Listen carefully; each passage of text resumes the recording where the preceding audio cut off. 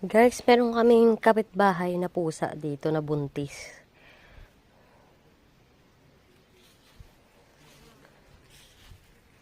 Tapos, iniwan niya lang yung baby niya dito. Nanganak na siya. Ito, kawawa naman.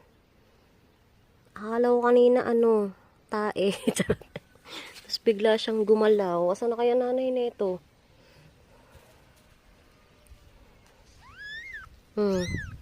Kawawa. Cute-cute pa naman, Nanay nito itim din, Lagi yun nangungulimbat ng kanin baboy dito. Kawawa naman.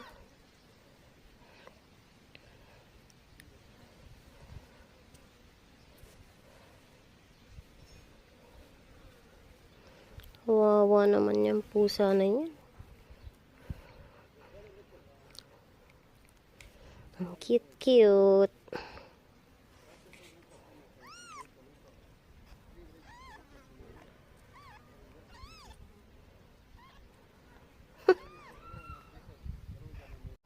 Guys, kakapanganak lang, May dugo pa yung kakalabas lang. May dugo pa yung pusod.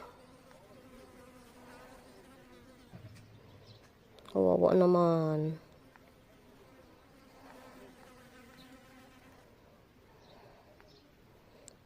Visit na nanay yun, Iiwan lang dito yung anak niya.